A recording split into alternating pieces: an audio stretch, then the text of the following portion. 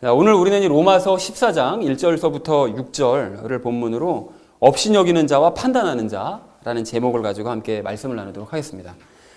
자, 우리는 지난주에 로마서 13장 말씀을 이제 모두 마쳤습니다. 그래서 로마서 13장 말씀의 그 전체적인 내용을 우리가 마지막에 정리하면서 따져보니까 어떤 내용이었었죠? 국가를 위해서, 또 사회를 위해서, 또는 이제 남을 위해서, 그리고 나 자신을 위해서 우리 그리스도인들이 어떤 태도를 가지고 살아가야 되느냐를 이야기한 것이 로마서 13장 전체의 내용이라는 것을 우리가 파악을 했었었죠. 그래서 지난주에는 특별히 이제 마지막으로 나 자신이 그리스도인으로서 어떻게 살아가야 되는가, 이제 이것에 대한 말씀을 우리 함께 나눴었는데요. 관련된 세 가지 이야기 우리 나눴습니다. 그래서 첫 번째 나눴던 이야기가 무엇이었을까요? 다시 한번 구원을 확인하자. 그렇습니다. 다시 한번 구원을 확인하자라는 말씀을 나눴습니다. 지난주 본문 말씀을 보면 잠에서 깨라, 빛의 갑옷을 입자, 뭐 예수님으로 옷을 입자, 뭐 이런 말씀 나오는데 그것이 모두 같은 비슷한 의미라고 말씀을 드렸는데요. 이제 그런 말씀을 보면서 우리가 다시 한번 우리가 구원을 받았는가를 확인 한번 해보자고 말씀을 드렸었죠. 그래서 그 신천지에 몸담아 썼다가 나왔던 사람을 예를 들면서 우리가 성령님의 전이다, 또는 예수님께서 내 안에 계신다라는 사실을 알지 못하면 나는 이게 구원받은 것이 아니다라는 얘기를 지난주에 다시 한번 확인을 했었었고요. 그리고 이제 대다수의 많은 사람들이 영혼의 구원에 대해서는 별로 관심이 없고 이 땅에서 살아갈 때 그 육신의 구원, 거기에만 많은 사람들이 이제 목을 매는 경우가 많은데, 사실은 그렇게 그런 것만 관심을 가지고 있다면 사실은 구원받은 것이 그것도 아니다라고 말씀을 드렸었죠. 그래서 우리는 이제까지 로마서 말씀을 이 논리 정연하고 기독교의 핵심 교리가 담겨져 있는 로마서 말씀을 다 배웠으니 이 로마서 말씀에 근거해서 구원의 확신을 가지고 있느냐를 반드시 확인하자라는 얘기를 지난주에 우리가 첫 번째로 함께 이야기를 나눴습니다. 자, 그런가 하면 두 번째로 우리 나눴던 이야기가 무엇이었을까요? 신앙이 자라야 한다. 그렇습니다. 신앙이 자라야 한다고 그랬습니다. 그 지난주에 그 예를 들었던 그 말씀이 그 웃사가 그 언약궤를 옮겨갈 때 그 소술에 실었던 이야기를 말씀을 나눴는데요. 성경 말씀에는 분명히 제사장 또는 레위인들이 메고 언약궤를 나르라고 돼 있음에도 불구하고 내 경험에 의하면 그게 아닌 것 같은 거죠. 내 경험에 의하면 소술에 실어놔야 되는 거죠. 내가 본 거니까요. 그래서 사실은 그렇게 자기 경험에 의한 신앙을 고집하면 절대로 신앙이 자랄 수가 없다라고 말씀을 드렸었고요. 반면에 다윗은 신앙생활을 늘 말씀을 근거로 신앙생활을 했기 때문에 신앙이 잘 자랄 수 있었다. 그래서 우리가 그렇게 신앙이 자라려면, 대표적으로 신앙이 또 변화되려면 대표적인 예를 들었던 것이 기도생활을 예를 들었었죠. 다윗 같은 경우에 내가 원하는 바를 하나님께 구하는 기도를 하지 않고 처음서부터 하나님을 존중하면서 하나님의 뜻은 어떤지를 여쭙는 이런 기도를 했다라는 사실을 확인을 하면서 우리도 역시 그런 기도를 해나갈 때 삶이 놀라게 변화되고 또 기도 생활도 놀라게 변화될 것이다 라는 얘기를 두 번째로 함께 나눴습니다. 자, 그런가 하면 마지막 세 번째로 나눴던 이야기가 무엇이었을까요? 마지막 심판을 기억하자. 그렇습니다. 이게 참 중요한데 이 그리스도인들이 늘 마음에 품고 살아가야 되는 것은 예수님께서 곧 다시 오신다라는 사실을 늘 마음 가운데 품고 살아야 됩니다. 이 말세신앙을 마음에 가지고 있어야 되죠. 그런데 그런 마음을 가지고 있을 때 그 초신자 때의 신앙과 지금 나 자신의 신앙을 이렇게 비교해 봤더니 별로 달라진 게 없더라. 또는 뭐 1년 전의 나의 모습과 지금의 모습을 비교해 봤더니 뭐 그래 크게 별로 달라진 거 없는 것 같더라. 만약 이렇게 된다면 이게 반성해야 된다고 말씀을 드렸습니다. 그래서 우리가 그 예수님의 그 말씀이요, 준비하고 너희는 깨어 있어라 라고 얘기하신 그 예수님의 말씀을 기억하면서 우리가 구원받았다는 사실을 입증하는 삶을 살아내자라고 마지막으로 말씀드렸습니다. 사랑하는 우리 나눔 믿는 교회 성도님들 모두는 이 곧 다시 오실 예수님을 사모하면서 여러분 기다리시되 영혼 육의 구원을 위해서 살아가시는 저와 여러분 되어지시기를 다시 한번 주님의 이름으로 간절히 축원을 드립니다. 자, 그래서 먼저 이 시작하기 전에 전체 주제, 오늘 본문에서 말씀하고자 하시는 그 전체 주제에 대해서 먼저 말씀을 드리려고 하는데요. 주제가 이겁니다. 사람마다 믿음의 차이가 있으므로, 그러니까 믿음의 분량에는 다 각각 모든 사람들이 차이가 있기 때문에 주를 위해서 감사하는 마음으로 각자가 행한다면 그 일에 대해서 비판을 하거나 업신여기지 말자라는 것이 오늘 본문에서 말씀하고자 하시는 주제입니다. 그러니까 믿음의 분량에 따라 행하는 그런 모든 행동들을 보면서 그게 뭐야 라고 얘기하든지 너 너무 자유로워 막 이런 식으로 서로 비판하거나 업신여기면 안 된다라고 말씀을 하고 있습니다. 자, 그래서 전체 주제가 이거라는 것을 알았다면 이제 좀 배경 설명을 아실 필요가 있는데요. 먼저 그 로마서 14장 이 전체 말씀이 도대체 무엇에 대한 말씀인지를 말씀드리려고 하는데 이겁니다. 그러니까 유대교 관습, 그러니까 유대교인들은 우상제물 같은 거 먹지 못하고 또 부정한 짐승, 정한 짐승 다 나눠서 정한 짐승만 먹고 정한 음식만 먹을 수 있는 그런 배경에서 살아왔던 사람들이었었거든요. 이제 그런 사람들이 기독교인이 됐단 말이죠. 그러면 기존에 가지고 있었던 모든 관습들이 사실은 이제 다 안 해도 되는 일인데 이게 워낙에 오랫동안 지켜왔던 관습이라 이것을 버리기가 쉽지 않은 거예요. 그래서 절기를 지키는 것도 뭐 6월절이라든지 장막절이라든지 뭐 여러 가지 지킬 것들이 많잖아요. 그런데 그런 것들을 다 안 지켜도 된다고 하니 그걸 잘 적응하지 못하는 그런 이 유대 그리스도인들, 그런 그리스도인들이 교회 내에 있단 말이죠. 그리고 반대쪽에는 누가 있는가 하면 그 헬라 그리스도인들, 그러니까 그리스 사람들을 얘기하는데 로마서에서는 믿지 않는 그 이방인들 전체를 다 이제 헬라인들이라고 말씀을 드렸었죠. 그래서 이방인들 같은 경우에는 뭐 절기가 뭔지 우상의 제물, 뭐 정한 음식, 부정한 음식 아무 상관이 없이 살아왔던 자유분방하게 살아왔던 사람들이었습니다. 그랬던 배경에서 살았던 사람들이 교회에 들어왔으니 완전히 서로 다른 사람들이 한 교회 내에서 살아가는 거잖아요. 이렇게 됐을 때 두 사람들이 가지고 있는 그 믿음의 그 견해들, 믿음의 차이, 분량 차이 때문에 서로 다르게 가지고 있는 그 견해 차이들에 대해서 얘기한 것이 로마서 14장 말씀의 내용이다 라는 사실을 먼저 아시고 이제 오늘 본문 말씀을 함께 나눴으면 좋겠습니다. 자, 그런데 그 중에서 좀 오늘 특별히 얘기하고자 하는 것이 이 우상제물에 관련된 것들인데요. 여러분, 이 우상제물은 먹으면 될까요, 안 될까요? 우상에게 바쳐졌던 제물을 먹는 것은 됩니까, 안 됩니까? 상관없죠. 그것이 먹어도 됩니다. 자, 먹어도 되는데 이게 어떤 성경 구절을 근거로 해서 먹어도 되는 건가 하면 이거죠. 무엇이든지 고기 시장에서 파는 것은 양심을 위해 아무것도 묻지 말고 먹으라 이렇게 말씀하세요. 그러니까 고린도전서 10장 25절. 그러니까 과거 우리가 고린도전서 나눴을 때 8장하고 10장에서 우상의 제물에 대해서 말씀을 나눴었는데 이게 무슨 소린가 하면 고기를 파는 그 시장에서 그 고기 파는 사람들이 지금으로 하면 정육점이죠. 거기서는 일반 고기를 도축한 고기를 팔기도 했지만 우상에게 바쳐졌던 재물을 싼 값에 갖고 들어와서 이윤을 많이 남겨 먹으려고 갖고 들어와서 이걸 막 섞어서 이제 팔았던 거예요. 근데 그것을 이제 유대인들 같은 경우는 우상에게 바쳐졌던 재물을 먹으면 안 된다고 생각하고 있었기 때문에 시장 나가면 항상 물어보는 거죠. 이게 우상에게 바쳤던 재물로 바쳤던 거냐? 어떤 게 그 도축한 거냐? 이거를 물어봐가지고 도축한 것만 자꾸 먹으려고 하니까 이 바울이 얘기하기를 그러면 이제 그 사람의 양심이 찔릴 거잖아요. 파는 사람 입장에서. 그러니까 그 사람의 양심을 위해서 너희는 우상제물 먹어도 상관없으니 그리스도인들은 먹어도 상관없으니까 그 사람의 양심을 찔리게 할 것 없이 그냥 아무것도 묻지 말고 너는 그냥 먹어도 된다 라고 얘기를 했다라는 것이죠. 그래서 우상의 제물은 먹어도 상관이 없는 게 맞습니다. 자, 맞는데 근데 이거로만 그냥 간단하게 끝나면 좋지만 사도들의 회의 결과 그러니까 사도들끼리 모여서 뭐 할례를 받아야 됩니까? 말아야 됩니까? 뭘 절기는 지켜야 됩니까? 안 지켜야 됩니까? 이런 거 가지고 선교를 다니다 보니까 막 여러 군데서 시끄러운 얘기가 자꾸 나오니까 모든 사도들이 예루살렘에 모여서 회의를 했거든요. 회의한 결과 이런 결정을 내렸었어요. 우상들에게 바친 음식, 피와 목매어 죽인 것, 음행을 너희가 멀리해라. 그러니까 우상제물 먹지 말고 피 마시지 말고 목매어 죽인 그런 짐승들 먹지 말고 음행을 하면 안 된다라고 말씀을 하시더라는 것이죠. 그러면 먹어도 된다고 그랬는데 사도들이 회의한 결과는 먹지 말라고 또 말씀하시잖아요. 그러면 어떻게 해야 되는 거죠? 그리고 또 하나가 있습니다. 이 바울도 고린도 전서에서 최종적으로 뭐라고 얘기를 했는가 하면 이렇게 얘기하죠. 나는 세상이 서 있는 한 고기를 먹지 아니하여 내 형제가 실족하지 아니하게 하리라. 그러니까 세상 끝날 때까지 나는 그냥 고기 차라리 안 먹겠다는 거예요. 우상에 바쳤던 재물을 안 먹겠다라고 선포를 해버립니다.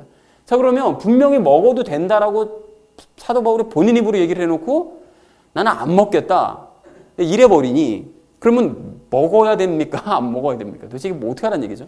도대체 어떻게 하라는 얘기입니까? 그래서 고린도전서 8장과 10장 말씀을 이제 본 사람들이 서로 다른 해석들을 막 해요. 그래서 먹어도 된다. 또 어떤 사람은 먹으면 안 된다. 중간에 보면 막 너희가 귀신과 교제하면 안 된다고 막 말씀하시지 않냐? 막 이러면서 서로 각각 주장을 하는데 어떤 게 결론인가 하면 바로 이게 결론입니다. 우상은 우상일 뿐 실제로는 존재하지 않는 거예요. 고린도전서에서도 이 얘기를 하는데요. 사람들이 우상이라는 걸 만들어놨지만 실제로 그 우상이라는 게 이 세상에서 존재하느냐 또 우상과 관련된 신이 실제로 존재하느냐 전혀 그렇지 않다라는 거죠. 그런 건 없다, 허상이라는 거예요. 하나님 외에는 다른 신이 없다라는 것이죠. 그러니까 우상에게 바친 재물은 사실 그냥 아무것도 아닌 허상에게 줬다가 그냥 다시 꺼내온 것이기 때문에 그냥 음식일 뿐이라는 거예요. 그러니까 먹어도 당연히 되는 거죠. 우상의 재물은 당연히 먹어도 됩니다. 그러나 중요한 게 뭔가 하면 이 사실을 모르는 믿음이 연약한 사람들은 어떤 생각을 하고 있는가 하면 우상의 제물을 먹으면 우상과 연합이 된다라고 여겼던 거예요. 자기네 마음속에. 그러니까 실제로 그런 게 아닌데 그렇게 여긴 거예요. 그래서 다니엘과 세 친구들도 왜 포로로 끌려갔었을 때 우상에게 바쳐진 그 제물을 안 먹잖아요. 고기를. 안 먹었던 이유가 이 고기를 먹으면 우리가 하나님을 버리고 우상과 연합해서 우상과 살아가야 된다는 그런 막연한 자기들만의 생각을 가지고 있었기 때문에 안 먹었던 거예요. 자, 그러니까 실제로 이 마귀들이, 이 귀신들이 또 헷갈리게 하려고 우상의 제물을 먹은 사람들을 막 뭐 미치게 만든다든지 아니면 귀신 들리게 하는 경우도 막 있고 이래서 그 믿음이 연약한 사람들이에요. 그런 사람들에게 이제 장난도 치었기 때문에 이거 봐라, 우상 제물 먹으면 큰일 난다 라는 생각을 사람들이 이제 할 수밖에 없었다라는 것입니다. 그러니까 믿음이 연약한 사람들이에요. 자, 그래서 이런 상황에서 만약에 그렇게 알고 있는 그 믿음이 연약한 사람이 있는데 믿음이 좋은 어떤 사람이, 예수님을 잘 믿는 사람이 그 믿음이 안 좋은 사람 앞에서 우상제물을 아무렇지도 않게 턱 먹어버렸어요.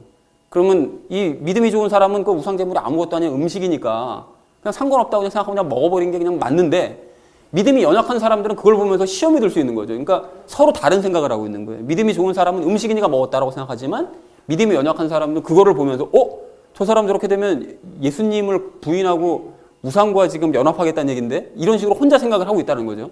그래서 이런 사람들이 어떤 착각을 할 수 있는가? 고린도전서에서 말씀했던 것처럼 이러한 행동을 오해한 믿음이 연약한 사람들이 예수님과 우상을 겸해도 섬겨도 되는 거구나. 예수님 믿어도 되고 우상 뭐 그런 제사에 참석해서 거기도 제사도 드려도 되고 양쪽 다 믿어도 되는구나라고 섬길 수도 있다라는 것입니다. 그래서 우리 이번에 뭐 의원 떨어지셨지만 그 어떤 그 여자 의원 그러셨죠. 세례명을 가지시고 사찰에 그 법회에 참석하시는 그 권사님 한 분 계셨었죠. 이제 그렇게 모든 종교를 두루 섭렵하신 이런 분들이 존재가 될 수가 있다라는 거예요. 그러니까 오해하고서는 그분은 사실 믿음이 연약해서 그런 것도 아니지만.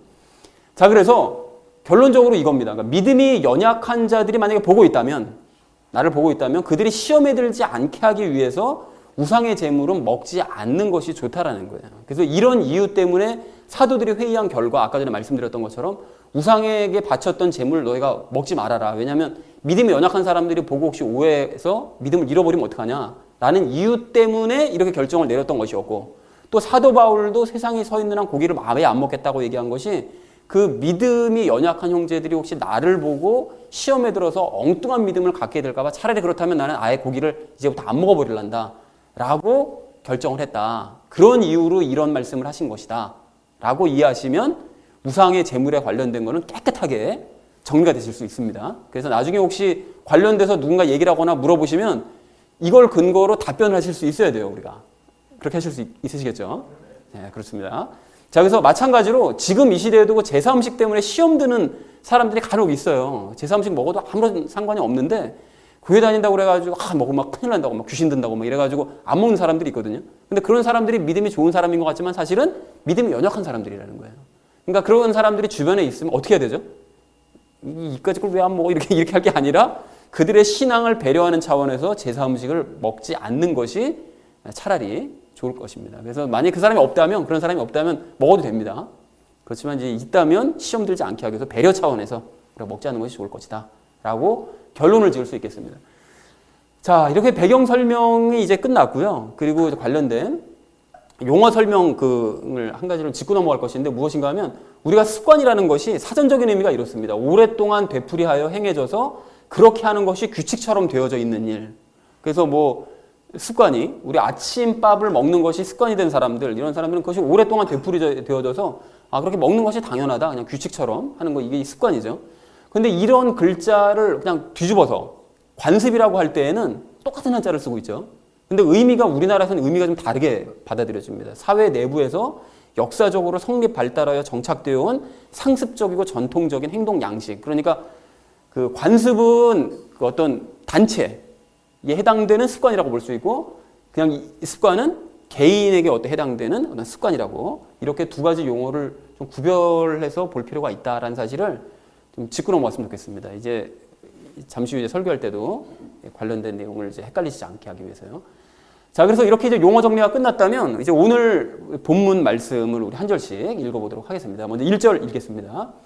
믿음이 약한 자를 너희가 받아들이되 의심에 찬 논쟁은 하지 말라. 예, 같이 읽자고 얘기 안 했네요. 자, 그래서 여기 믿음이 약한 자라고 얘기했는데 이 믿음이 약한 자는 누군가 하면 그 유대교 관습을 지키려고 하는 그 유대 그리스도인을 얘기합니다. 그러니까 이 사람들이 연약해서 아직까지 유대교 관습을 다 지켜야만 한다라고 생각하는 바로 그런 사람들이에요. 그런 사람들을 너희가 받아주라는 거예요. 그렇게 믿음이 연약해서 그건 어쩔 수 없이 하는 일이니까 받아주라는 거죠. 그리고 의심에 찬 논쟁은 하지 말라고 그랬는데 그 사람들이 이렇게 어떻게 예수님을 믿고도 아직까지 과거의 관습에 얽매여서 이런 행동을 하고 있나, 정말 믿음이 없구나라고 생각하면서 의심하면서 그런 사람과 논쟁을 하지 말아라. 그러니까 불쌍히 여겨줘야 된다라고 얘기를 하는 거죠. 자, 그래서 전체 의미를 이렇게 정리할 수가 있습니다. 믿음이 연약하여 유대교 관습을 지키려는 유대 그리스도인들을 너희가 받아들이되 그들의 믿음을 의심하면서 그들과 논쟁하려고 하지는 말아라. 막 억지로 가르쳐 드리려고 하지는 말아라. 라고 1절에서 말씀을 하고 있습니다. 자, 그리고 이어진 2절 우리 좀 함께 읽겠습니다. 어떤 사람은 자기가 모든 것을 먹을 수 있다고 믿고 다른 사람은 약하여 채소를 먹느니라 라고 말씀하세요. 그래서 여기서 어떤 사람은 모든 것을 먹을 수 있다라고 믿는 사람들인데 그 사람들이 누군가 하면 유대교 관습부터 완전히 상관없는 헬라 그리스도인들, 그러니까 이방인들, 그 이방인들을 이야기합니다. 그런 사람들은 자기가 아무거나 다 먹을 수 있다고 생각을 당연히 하고 있죠.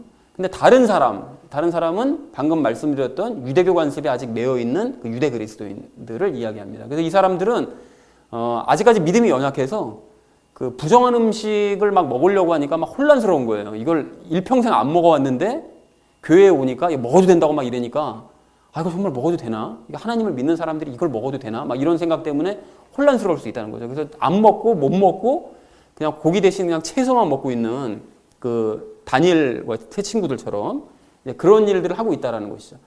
자, 그래서 전체 의미를 이렇게 정리할 수가 있습니다. 헬라 그리스도인들은 모든 것을 먹을 수 있지만 아직까지 믿음이 연약한 유대 그리스도인들은 우상의 제물 대신 채소를 먹고 있다. 이게 교회의 현실이라는 거예요. 교회에서 처해 있는 현실.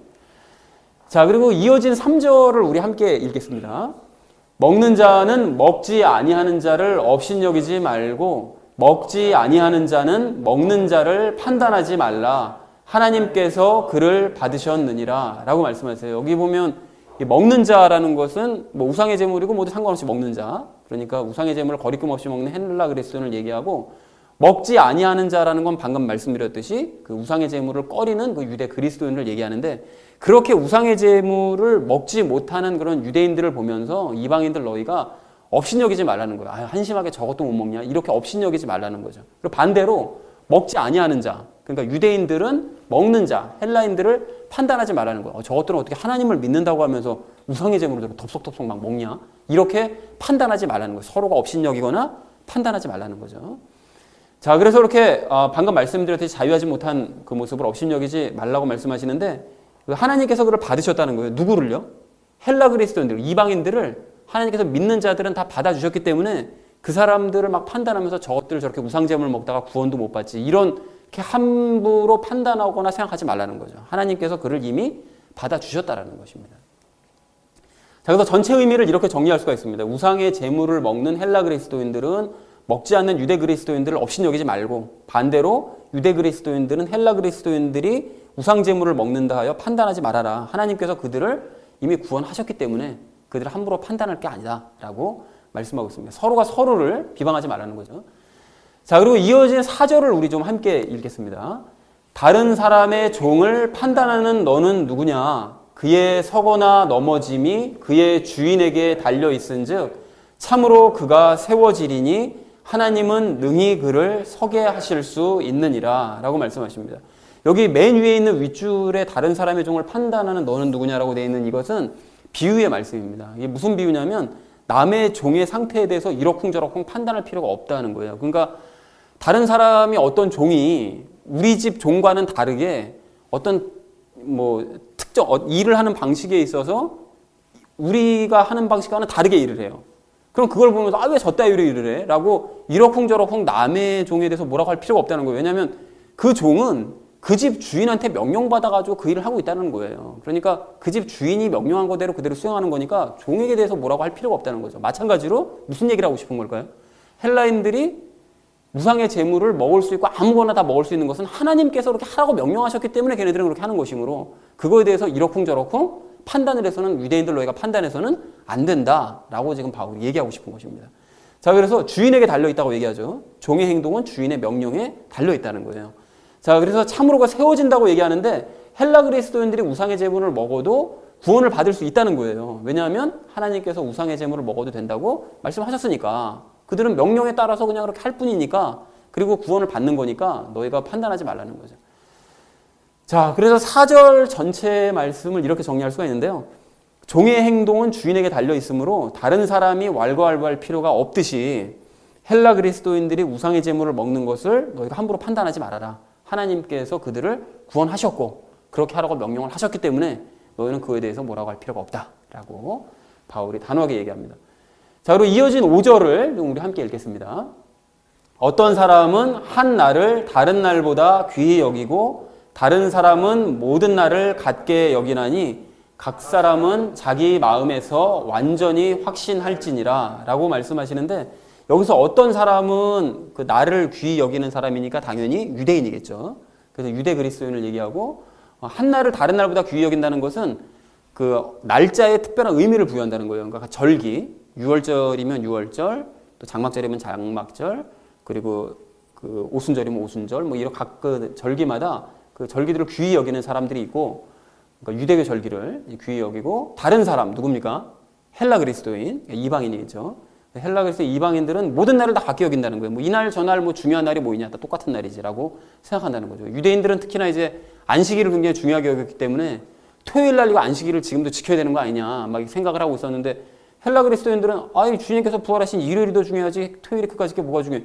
모르니까요. 서로 이렇게 의견이 충돌이 날 수가 있다는 거죠. 그래서 모든 날을 같게 여긴다라고 말씀을 하십니다. 그래서 각 사람은 자기 마음에서 완전히 확신하라고 말씀하시는데, 그 바울이 얘기하고 싶은 게 이겁니다. 그러니까 유대인들이 절기를 중요하게 여기는 것도 중요하고, 또 헬라인들이 그걸 모르고 그냥 자유하게 사는 것도 중요하다. 그리스도 안에서는 둘 다 중요하다. 그러니까 너희가 각각 그렇게 행동을 하고 있다면 너희가 그렇게 여기는 이유를 알고 확신을 품어라 라고 얘기를 합니다. 그러니까 절기를 중요하게 여기지 않는 사람들은 왜 자기가 중요하게 여기지 않는지에 대한 확고한 마음을 가지고 확신을 품고, 또 절기가 중요하지 않다라고 그냥 자유롭게 생활해도 된다고 생각하는 사람은 그리스도 안에서 왜 중요하지 않은 것인지를 확실하게 알고 확신을 가지고 그렇게 생활을 하면 된다라고 얘기하고 있더라는 것이죠. 그래서 이것에 대한 자세한 내용은 잠시 후에 제가 설명을 드리겠습니다. 자, 그리고 5절 전체를 이렇게 정리할 수가 있는데요. 유대 그리스도인은 절기를 중요하게 여기고 헬라 그리스도인들은 모든 날을 다 같게 여기는데, 각 사람은 그러니까 자신이 그렇게 여기는 것에 대한 확신을 가지고 있어야 된다. 아무 생각 없이 그냥 조상들이 이렇게 해왔기 때문에 난 이걸 중요하게 여겨, 또 뭐 딴 사람들이 다 중요하게 여기지 않으니까 난 중요하게 여기지 않아, 뭐 이렇게 할 것이 아니라 그렇게 할 만한 그리스도 안에서의 이유를 너희는 확실하게 가지고 있어야 된다라고, 행동에 대한 근거를 가지고 있어야 된다라고 얘기를 하고 있습니다. 자, 마지막 6절 말씀을 좀 우리 함께 읽도록 하겠습니다. 나를 중히 여기는 자도 주를 위해 중히 여기고 나를 중히 여기지 아니하는 자도 주를 위해 중히 여기지 아니하며 먹는 자도 주를 위해 먹나니 이는 그가 하나님께 감사드리기 때문이라. 먹지 아니하는 자도 주를 위해 먹지 아니하며 또한 하나님께 감사드리느니라 라고 말씀하시는 게 너무 길어서 이제 반을 잘라서 정리해 봤습니다. 여기서 나를 중히 여기는 자도 주를 위해 중히 여긴다고 되어 있는데, 유대인들이 이 절기를 중요하게 여기는데 그들은 주님을 위해서 중히 여긴다는 거예요. 이게 무슨 소린가 하면, 그리스도 때문에 절기를 중요하게 여긴다는데 어떻게 중요하게 여기냐. 가령 6월절을 유대인들은 계속 지키고 있었잖아요. 근데 6월절을 아무 생각 없이 그냥 그날 되면 뭐 양고기 먹고 뭐 포도즙 마시고 그냥 아무 생각 없이 하고 있었었는데, 이것이 영적인 의미, 그러니까 예수님을 믿고 나서 보니까 이 양이, 우리가 잡았던 양이 예수 그리스도를 상징하고 그 포도즙이 예수 그리스도의 피를 상징했었구나라는 사실을 주님께 깨달으니까 6월절을 지키면서도 그들은 은혜가 되는 거예요. 그러니까 절기를 중요하게 여길 수밖에 없었던 거죠. 그러니까 유대인들이 그렇게 한다는 것을 이해를 해줘야 된다라고 얘기하고 있고요. 또 반대로 중히 여기지 않는 사람들, 그러니까 이방인들, 헬라 그리스도인들은 그리스도 때문에 절기를 또 중요하게 그 사람들은 여기지 않는 거예요. 왜냐하면 절기를 지키지 않아도 되는 그 자유함, 유대인들처럼 저렇게 절기에 꽁꽁 묶여가지고 자유함 없이 살아가는 것처럼 보이는 그런 삶을 살지 않고 우리는 이렇게 자유롭게 살아가니 그리스도께 너무 감사하다. 이 모든 것들을 다 안 지켜도 되도록 만들어주셨으니 우리는 감사하다. 그래서 그리스도 때문에 우리는 더 중요하게 여기지 않고 그냥 자유롭게 살아가겠다. 각자의 입장이 있기 때문에 이 사람도 중요하게 무시하지 말아야 되고 이 밑에 사람들도 무시하지 말아야 된다라고 바울이 얘기를 하더라는 거죠. 그리스도 안에서 다 의미가 있다는 거예요. 자, 그리고 먹는 자도 주를 위해 먹는이라고 되어 있는데 주가 주신 자유함에 감사하면서 이방인들은 주를 위해 일하기 위해서 먹는다는 거예요. 우리는 뭐 먹는 거 꺼리낌 없이 정한 음식, 부정한 음식이 없다는 사실을 알기 때문에 자유롭게 우리 먹으면서 우리 주를 위해서 열심히 일한다라고 생각하고 있고 또 주를 위해서 먹지 않는 그 유대인들 같은 경우는 왜 이걸 먹지 않는가 하면 믿음이 아직까지 연약하기 때문에 내가 혹시 이걸 먹으면 혹시 우상과의 어떤 연합으로 말미암아 예수님과의 이 친밀한 관계가 깨지지는 않을까라는 그걸 걱정해서 먹지 않으면서 자기는 감사하고 있다는 거죠. 그러니까 아직 믿음이 연약해서 그런 행동을 하는 것이지만 어쨌든 그 사람도 주님 때문에 그 일을 행하고 있다는 거죠. 자, 그래서 이러한 각자의 사정을 가지고 있으므로 전체 의미를 이렇게 정리할 수가 있습니다. 절기를 중요하게 여기거나 그렇지 않거나 또 우상의 제물을 먹거나 먹지 않는 사람들 그 모두가 다 주를 위해서 그 일을 하고 하나님께 감사를 하고 있다는 거예요. 뭐 아무 이유도 없이 또는 네.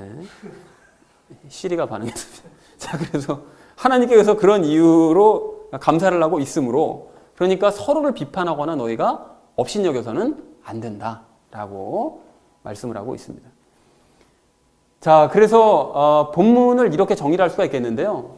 믿음이 약한 자를 너희가 받아들이고 논쟁을 하지 말아라. 그러니까 1절에서 그렇게 말씀을 하고 있고 유대인들을 너희가 받아들여줘야 된다라고 말씀하시고 어떤 사람은 우상의 제물을 먹고 다른 사람은 믿음이 약해서 채소만 먹고 있다. 그러니까 이것이 교회 내의 현실이다. 그러니까 유대인들이 지금 있기 때문에 그들을 용납을 해줘야 된다라고 말씀하시고요. 그럴 때 서로를 업신여기거나 너희가 판단하지 말아라. 그러니까 하나님께서 그들을 다 구원하셨다. 그러니까 유대인들이나 헬라인들이나 모두가 다 예수님을 믿는다면 하나님께서 구원하셨는데 너희가 서로와 서로를 비방할 필요가 전혀 없다는 거죠. 각자 이유가 있다는 거예요.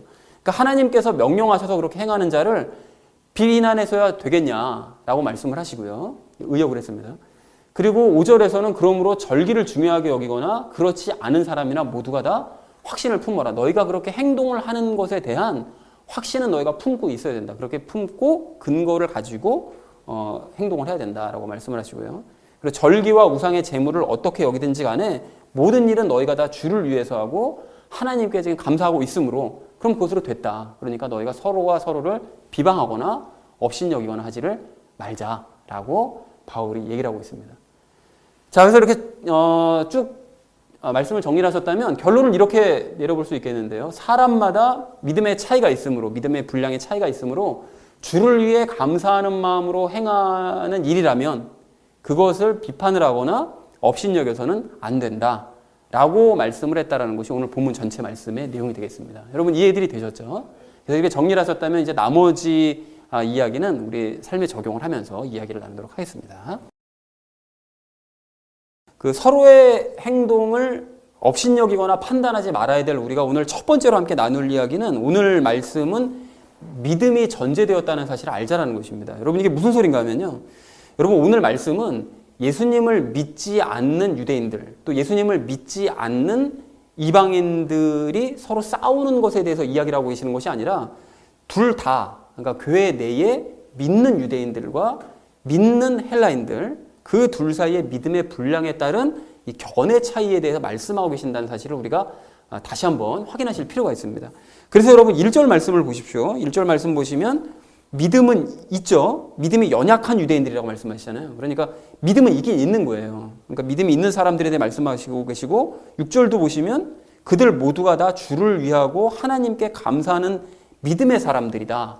라고 믿음이란 얘기는 없지만 다 그 행간에 숨겨져 있죠. 그러니까 그 지금 바울이 오늘 얘기하고자 하는 사람들은 다 믿음이 있는 사람들에 대한 이야기라는 것입니다. 자, 그런데 여기서 우리가 한 가지 생각하셔야 될 것이 있는데요. 만약에 예수님을 믿지 않는 유대인들이 교회 내에 들어와서 오늘 본문 말씀과 비슷한 주장이에요. 즉 우상의 제물은 먹으면 안 된다라고 주장을 하고 절기를 지켜야만 한다. 만약에 이렇게 주장을 한다면 그걸 어떻게 해야 될까요? 반대로 믿지 않는 이방인들, 또 헬라인들이 교회 내에 들어와서 자기 마음대로 자유분방한 삶을 살아도 상관없다. 그러니까 오늘 본문 말씀과 비슷하게 뭐 그리스도인들이니까 자유분방하게 살아도 상관없다라고 주장하면 어떻게 될까요? 여러분 그런 주장들도 오늘 3절 말씀처럼 그런 사람들을 업신여기거나 판단하지 말고 받아줘야 되느냐는 것입니다. 여러분 이걸 만약에 허용해도 된다고 한다면 뭐 어차피 오늘 본문 말씀이랑 비슷한 주장을 하고 있으니까 뭐 그 사람들도 받아줘야 되는 거 아닌가? 라고 생각을 한다면 고린도 교회를 생각해 볼 필요가 있는데요. 여러분이 고린도 교회 같은 경우에는 예수님을 믿지 않는 그 유대인들이 그 교회 내에 잠입해 들어와서 그 위장에 들어와 가지고 뭐 절기를 지켜야 된다고 주장하고 뭐 먹는 문제 가지고 시비 걸고 뭐 할례를 막 해야 된다 뭐 이런 얘기를 막 주장을 해서 고린도 교회에 있는 교인들이 신앙이 아주 엉망진창이 됐다는 사실을 우리가 너무나 잘 알고 있잖아요. 그러니까 그렇기 때문에 이런 사람들이 믿지 않는 사람들이 교회 내에 들어와서 오늘 본문 말씀과 비슷한 주장을 하면 받아줘야 되느냐를 우리가 좀 생각해 볼 필요가 있다라는 것입니다. 허용해야 되느냐? 아닐 것 같잖아요. 그죠?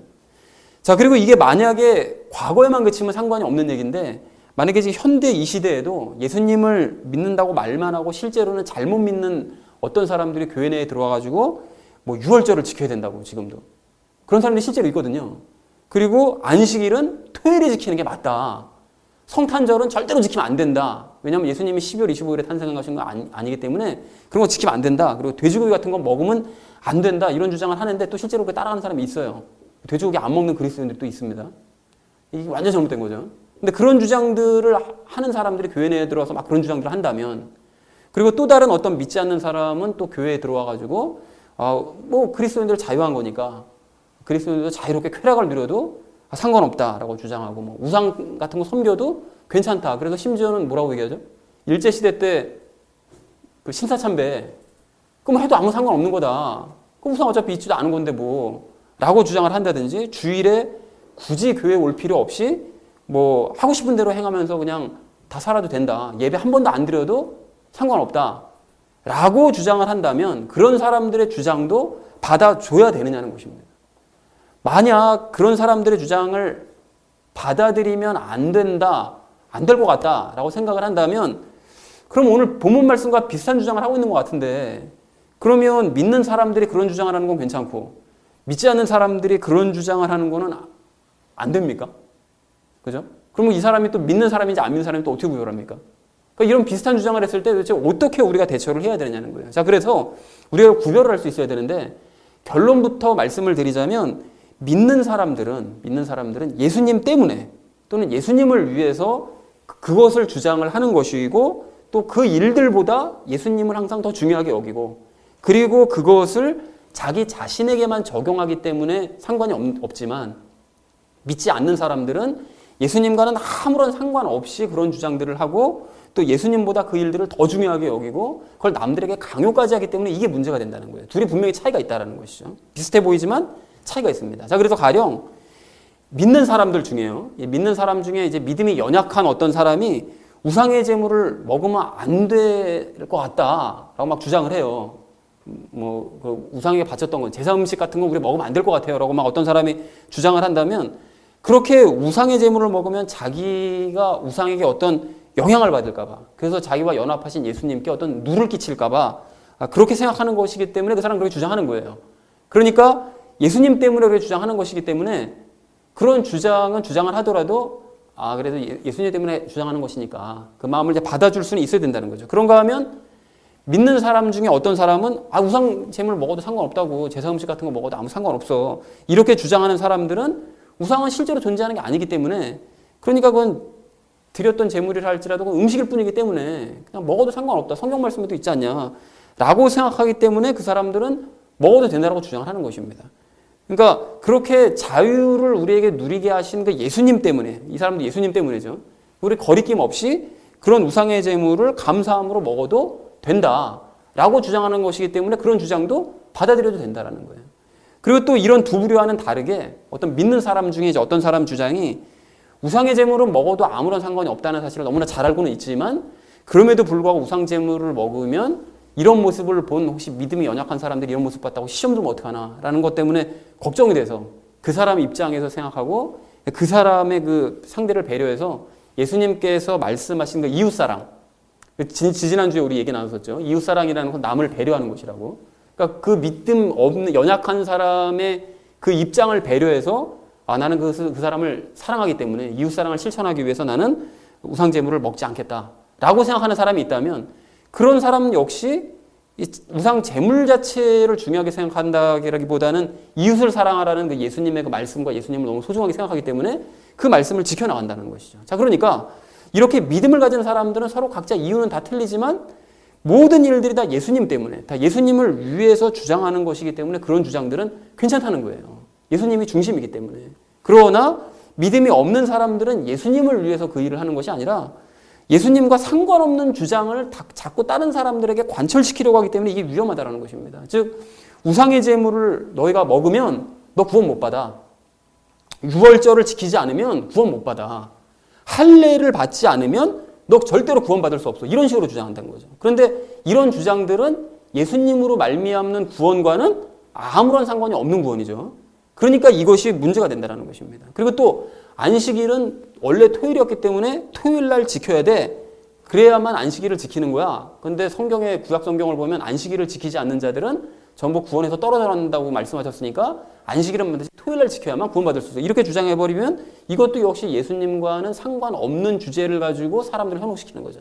그렇기 때문에 예수님이 기준이 돼야 되는데 자꾸 구약 성경 갖고 와가지고서는 예수님께서 다 엎어버리신 것을 자꾸 되살려가지고 주장하는 것은 잘못된 것이라는 것입니다. 그리고 돼지고기 먹지 말라고 구약 성경에서 말씀하시는데 그걸 먹으면 하나님의 말씀을 위반하는 것이라느니 그러면 맛있는 삼겹살 우리 못 먹는 거죠, 영원히.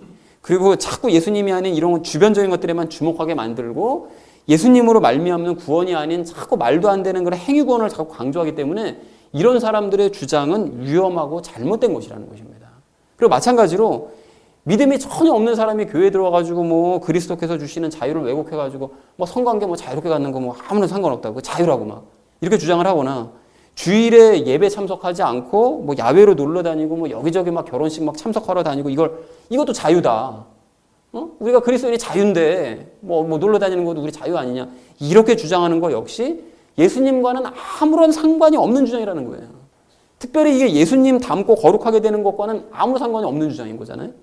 그런 주장들은 그렇기 때문에 우리가 받아들여서는 안 되고 오늘 본문 말씀의 주제와도 상관이 없다는 것입니다. 그렇기 때문에 우리는 그런 사람들의 그런 주장을 판단을 해야 되고 그런 사람들이 과연 하나님께서 받으신 사람이 맞는가를 우리가 확인을 해야 된다는 거죠. 그러니까 결론적으로 우상의 제물을 먹느냐 안 먹느냐, 절기를 지키느냐 안 지키느냐, 자유를 누리느냐 그렇지 않느냐 이런 주장 자체가 중요하다기보다는 그 사람의 주장이 예수님과 관련이 있는가를 따져보는 것이 이것이 중요하다는 것입니다. 항상 그것이 출발점이라는 거예요. 그래서 그런 사람의 주장을 얼핏 들으면 오늘 본문 말씀과 비슷한 것 같은데 실제로 따져보니까 예수님과 상관없는 주장을 하고 있네? 이렇게 되면 그런 사람은 하나님께서 받으신 자가 아니므로 그런 사람들의 주장은 귀를 기울이지 말고 도리어 그런 사람을 가르쳐야 되는 거죠. 너 그렇게 주장하면 안 돼. 예수님이 중심적으로 돼서 네가 사고를 해야지 엉뚱한 주장을 하면 안 되지 라고 가르치되 끝까지 거부하면 그런 사람들은 교회에서 놔버려야 될 사람이다 라는 사실을 우리가 꼭 기억하셨으면 좋겠습니다. 사랑하는 우리 나눔 있는 교회 성도님들 모두는 주장이 비슷하게 들린다고 해서 모든 사람들의 주장을 다 받아들이려고 하지 마시고 진짜 믿음을 가진 사람들을 분별하시고 그런 사람들의 주장에만 귀를 기울이시기 바랍니다. 그리고 그런 사람들 중에 오늘 본문 말씀처럼 믿음이 적은 사람들은 배려를 해주시고 또 너무 자유에만 몰두하는 그런 사람들은 바르게 가르치는 저와 여러분 되어주시기를 주님의 이름으로 간절히 축원을 드립니다. 자, 서로의 행동을 업신여기거나 판단하지 말아야 될 우리가 오늘 두 번째로 나눌 이야기는 상대방의 입장에서 생각하자는 거죠. 여러분 오늘 2절 말씀을 다시 한번 보십시오. 2절 말씀 보시면 어떤 사람은 모든 것을 먹을 수 있다고 생각하고 어떤 사람은 채소만 먹는데요. 그리고 5절 말씀을 보니까 어떤 사람은 절기를 중요하게 여기고 어떤 사람은 모든 날을 다 똑같이 여긴답니다. 그러니까 이처럼 같은 믿음은 가지고 있어요. 믿음은 다 똑같이 가지고 있는데 믿는 사람들의 행동이 다 똑같은 게 아니라 다 그 믿음의 정도에 따라 분량에 따라 차이가 있을 수 있다는 것입니다. 자, 그러므로 우리는 다른 사람이 나와 믿음의 차이가 있을 수 있다는 사실을 인정하고 그 사람의 입장에서 자꾸 이해하려고 해야 된다는 것이죠. 저 왜 저렇게 행동하지? 라고 할 것이 아니라 믿음이 있는 게 맞다면 왜 저렇게 행동하는 것일까를 이해하려고 해야 된다는 것입니다. 그래서 마침 우리가 지난 2주 전에 그 이웃을 사랑하라는 말씀을 나누면서 이 부분에 대해서 이야기를 나눴는데요. 남의 입장에서 먼저 생각하고 남을 배려하는 것이 곧 이웃사랑이라고 말씀을 드렸었잖아요. 그러니까 어떤 사람이 나보다 믿음이 좀 적어서, 나보다 믿음의 분량이 좀 적어서 이거 내가 봤을 때는 필요 없는 행동을 자꾸 하고 있다 라고 생각이 든다 할지라도, 또 반대로 저 사람은 나보다 믿음이 더 좋은 건지는 모르겠는데 나보다 훨씬 더 너무 자유롭게 이렇게 사는 거 아닌가? 라는 생각이 든다 할지라도 우리는 서로 그 사람의 믿음의 눈높이에서 생각하려고 하고 그 사람을 이해하려고 해야 된다는 것입니다. 그래서 가령 예수님을 향한 이제 믿음을 가지고는 있는데 아직 믿음이 연약해가지고 구약의 율법을 자꾸 지켜보려고 하는 사람들이 있어요. 그걸 자꾸 지켜야 되지 않나? 그러니까 어째 이 구약 성경 말씀도 하나님의 말씀이니까 그래도 이걸 지켜야만 하지 않나라고 생각하는 사람들이 있다라는 것입니다. 그리고 구약 성경까지는 아니라 할지라도 적어도 뭐 40일 그 고난 주간 때 새벽기도 참석하고 금식하는 건 반드시 해야 되고, 또 무슨 뭐 절기 때마다 어떤 그 크리스마스라든지 부활절 때는 칸타타 준비하고 뭐 행사 준비 같은 건 반드시 해야 된다라고 생각을 하고, 그리고 또 뭐 여름이나 겨울이 되면 부서별로 또 전교인이 다 어떤 수련회에는 반드시 참석을 해야만 이 신앙생활을 제대로 유지할 수 있다. 이게 반드시 해야만 한다라고 생각하는 사람들이 있거든요. 그러니까 이런 것들을 마치 구약의 그 율법처럼 마땅히 당연히 행해야 된다라고 생각하는 사람들이 꽤 많습니다. 교회마다 그런 사람들이 많죠. 근데 그런 사람들은 어렸을 때부터 그 일을 행해왔기 때문에 그걸 안 하면 허전한 거예요. 그러니까 이 구약의 율법들을 마땅히 유대인들이 지켜야만 마땅하다고 생각하는 것처럼 그 사람들도 그런 일들을 행한다라는 것입니다. 근데 만약에 그 사람들이 믿음을 가진 게 맞다. 믿음을 가진 게 맞는데 그래서 그런 것들을 예수님보다 뭐 더 중요하게 생각하진 않지만 그럼에도 불구하고 그런 일들을 안 행하면 신앙이 막 무너지는 것 같아가지고 관습적으로 행하고 있다면, 그러면 우리는 그런 사람들을 업신여기지는 말아야 됩니다. 왜냐하면 어쩌면 그 사람들은 그 모든 일들을 예수님 때문에 또 하나님께 감사하기 때문에 그런 일들을 뭐 관습적이지만 행하고 있을 수 있기 때문에 그렇다라는 거예요. 그러니까 우리는 진리를 알잖아요. 정답을 알고 있어요. 그러니까 그런 일들이 다 무의미하다는 걸 알고 있지만 그렇다고 해서 그런 사람들을 막 대놓고 업신여기면서 핀잔을 둬서는 안 됩니다. 그렇게 하면 자칫 그런 사람들이 시험이 될 수 있기 때문에 우리가 그렇게 해서는 안 된다는 거죠. 그래서 우리가 그 오늘 4절 말씀처럼 하나님께서 결국 그 사람을 세워주실 것을 믿고 그 사람을 지켜봐야 된다는 거죠. 하나님께서 결국 그 사람을 세워줄 거야 라는 걸 이제 믿고 지켜봐야 되는데 무작정 지켜보지 마시고 그 사람에게 예수님께서 설명을 좀 해줘야죠. 가령 이런 거죠. 예수님께서 이미 부활을 하셨는데 왜 고난주간만 되면 너희는 그렇게 우냐? 예수님 부활하신 거 아니야? 왜 아직까지 죽어 계셔? 왜 이렇게 자꾸 울어? 그리고 왜 고난주간만 되면 새벽기도 참석하고 고난주간이 아니면 새벽기도는 참석 안 해? 하려면 다 하고 하지 말려면 다 안 하면 되지 라는 거를 짚어줄 필요는 있다는 거죠. 그리고 절기 행사나 어떤 수련회 같은 거 참석하는 것도 너희가 예수님을 닮는 데 이 일이 필요해서 하는 거니 아니면 그냥 습관적으로 하는 거니 라는 것을 눈높이에 맞춰서 예수님께서 말하게 하심을 따라 그들에게 알려줄 필요는 있다는 것입니다. 그리고 그렇게 이제 알려주고 난 다음에 지켜보되 그들이 그것을 더 이상 행하지 않아도 되겠구나 라는 것을 하나님께서 깨닫게 하실 때까지, 그래서 그 사람이 진정 자유로워질 때까지 우리는 기다려야 된다는 것입니다. 그리고 또한 반대로 그 40일 새벽 기도도 하지 않고 뭐 금식도 하지 않고 절기 행사도 안 하고 수련회 같은 것도 참석하지 않는 우리 같은 사람들을 보면서 도리어 그런 걸 관습적으로 행하고 있는 사람들이 우리 같은 사람을 보면 기겁할 노릇이거든요. 신앙생활은 뭐 저 따위로 하나?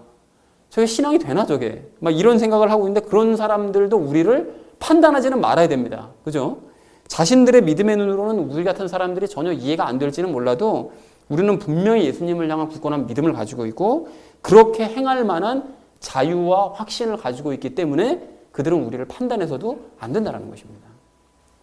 자, 그런데 여기서 그 한 가지 좀 짚을 것이 있는데요. 그 앞에 말씀드렸던 그 절기나 뭐 기타 것들을 관습적으로 지키려고 하는 사람들, 그런 사람들한테 짚을 것이 있는데, 이렇게 구약 성경의 말씀을 이제 지켜보려고 하되 예수님 때문에 지키려고 하는 사람은 상관이 없지만 예수님조차 완전히 무시해버리고 무작정 그냥 구약 성경 말씀이니까 지켜야 된다, 이렇게 노력해서 지켜야 된다, 이런 사람들은 그 믿음이 없는 사람들일 가능성이 있기 때문에 이제 경계를 해야 됩니다. 그래서 그 고린도전서 말씀을 전에 또 이 말씀을 드렸었는데요. 가령 어떤 사람이 뭐 우상 숭배는 하나님께서 미워하시는 것이니까, 그러니까 모든 우상을 다 없애야 된다 말이렇게 주장하면서 단군 신상 막 목 자르고 다니고. 근데 요즘은 좀 조용해졌죠. 그런 사람들이 활동을 덜 하는 것 같아요. 하도 얘기를 많이 하니까. 막 당군신상 목 자르러 다니고 막 사찰 같은데 새벽에 들어가가지고 막 제사상 막 뒤집어 엎어버리고 뭐 이런 사람들이 있거든요. 그리스도인들 중에. 그래놓고 이제 우상을 회파했다. 기도원이 우상을 무너뜨렸던 것처럼 나도 우상을 무너뜨렸다. 뭐 이렇게 이제 자랑삼아 얘기하는 사람들이 있거든요. 그리고 최근에는 세월호 사건을 우상숭배라고 자기 멋대로 규정을 짓고서는 그리고 막말을 막 퍼부은 사람도 있었잖아요. 그래놓고는 굉장히 뿌듯해 하더라고요. 그것이 우상을 내가 깨뜨린 거기 때문에, 세월호 우상을 깨뜨린 거기 때문에 난 훌륭한 일을 했다고 자랑스러워 하더라는 거예요. 근데 그런 사람들은 믿음 좋은 그리스도인이 당연히 아니고요. 택도 없는 얘기고요. 그런 사람들은 믿음이 없는 그냥 유대교인일 뿐입니다. 여러분 이게 왜 그렇다고 그랬었죠? 왜 그 사람의 행동이 잘못된 것인가 하면 예수님께서 언제 복음을 전하실 때 우상부수러 다니신 적 있었습니까? 그 사도 바울 같은 경우에 전 세계 선교여행 다니면서 단 한 번이라도 우상부수러 다닌 적 있었나요? 단 한 번도 없었거든요. 아테네에 가서 그 많은 2만여 개가 넘는 그 우상들을 바라보면서도 바울이 그 우상들을 깨버린 것이 아니고요. 그 사람들을 설득하려고 복음으로 설득하려고 했지만 설득당하지 않아가지고 결국은 포기하고 말았지 우상을 깨뜨리거나 하는 일을 절대로 하지 않더라는 것입니다. 그러면 질문이 생기잖아요. 왜 구약 시대에는 하나님께서 그 우상을 깨뜨리고 우상을 섬기지 말아야 된다고 강조를 하셨는데 왜 신약 시대에 들어서는 그런 일들을 강조하지 않으셨느냐? 이러면 질문이 생길 수가 있는데 왜 그랬다고 그랬습니까? 왜 하나님께서 구약 시대에는 우상에 대해서 그렇게 강조하시면서 신약 시대에 들어서는 우상에 대해서 별 말씀을 안 하신 것이냐? 왜 그런 것인가 하면 우상 숭배가 의미가 없어진 거예요. 그러니까 예수님을 믿게 되면 진심으로 믿고 영접하는 사람은 우상을 믿으라고 열심히 부채질을 해도 자기 자신이 이 우상이 아무것도 쓸데없는 것이라고 하는 걸 너무나 잘 알기 때문에 그리고 예수님을 믿으려고 하기 때문에 강력하신 그 예수님을 전하는 일에 더 열심을 내게 하시려고 우상에 대해서는 아무 말씀도 하지 않으신 것입니다. 그러니까 항상 기준은 예수님인 거예요. 예수님만 되면 모든 것이 답이 나온다는 거죠. 그러니까 이러한 사실을 모르고 무작정 구약 성경의 가르침만 따르고 실천하라고 하는 사람들은 복음을 이해하지 못한 사람이고 예수님을 전혀 모르는 사람이라는 것입니다. 그러므로 세월호와 관련돼서 막말을 한 그 사람도 자신이 우상을 쳤다고 좋아할 것이 아니고 세월호가 우상도 아니고요. 도리어 자신이 그리스도인이 아니라는 사실을 선포했다는 것을 부끄러워할 줄 알아야 되고 또 복음을 자기가 전혀 이해하지 못하는 사실에 부끄러움을 느껴야 되고 그리고 무엇보다 로마서 13장 10절 말씀 우리가 지지난주 나눴던 그 말씀처럼 남에게 해를 끼침으로써 예수님의 명령인 그 이웃사랑을 실천하지 못했다라는 바로 그 사실에 부끄러움을 느껴야 되는 거예요. 우상을 친 것을 자랑할 것이 아니라 예수님께서 마지막으로 명령하신 이웃사랑은 내가 완전히 내팽겨쳤구나 라는 사실에 부끄러움을 느껴야 된다는 것입니다. 그리고 도리어 국회의원이라는 그 높은 자리만 탐함으로써 자기 자신이야말로 우상을 숭배했다는 사실을 깨닫고 회개해야 될 사람이라는 것이죠. 사랑하는 우리 나눔 믿는 교회 성도님들 모두는 이렇게 예수님을 무시하는 자들은 거부하시되 믿음이 연약한 사람들에 대해서는 업신여기거나 그들을 억지로 가르치려고 하지 마시기 바랍니다. 그렇게 해봐야 그 사람들 듣지도 않고 거부감만 생기거든요. 자, 그러니까 믿음이 그만큼이라면 거기까지밖에 생각을 하지 못하므로 하나님과 함께 일단 지켜봐야 된다는 것입니다. 그리고 하나님께서 말하게 하실 때 그들의 눈높이에 맞춰서 그들을 가르칠 준비를 하는 우리가 되기를 소망을 합니다. 그래서 그들의 믿음이 한 단계 업그레이드 되는 역사를 목도하는 저와 여러분 되어지시기를 주님의 이름으로 간절히 축원을 드립니다. 자, 서로의 행동을 업신여기거나 판단하지 말아야 될 우리가 오늘 마지막 세 번째로 나눌 이야기는 자기 일을 돌보자라는 것입니다. 여러분 제가 방금 이 관습에 매여 있는 그 믿음이 연약한 사람들을 업신여기지 말아야 된다고 말씀을 드렸었고요. 또 반대로 믿음이 연약한 사람들 역시 자유한 사람들을 보면서 판단하지 말아야 된다라고 이제 말씀을 드렸는데 아닌 게 아니라 우리는 이렇게 상대방을 업신여기거나 판단할 것이 아니라 거기에 힘쓸 것이 아니라 나 자신의 부족함을 고치는 데 힘을 써야 됩니다. 남을 신경 쓸 때가 아니라 나 자신을 돌아봐야 된다는 거죠. 그래서 가령 예를 들어서요. 어떤 사람이 이제 이런 사람이 있어요, 실제로.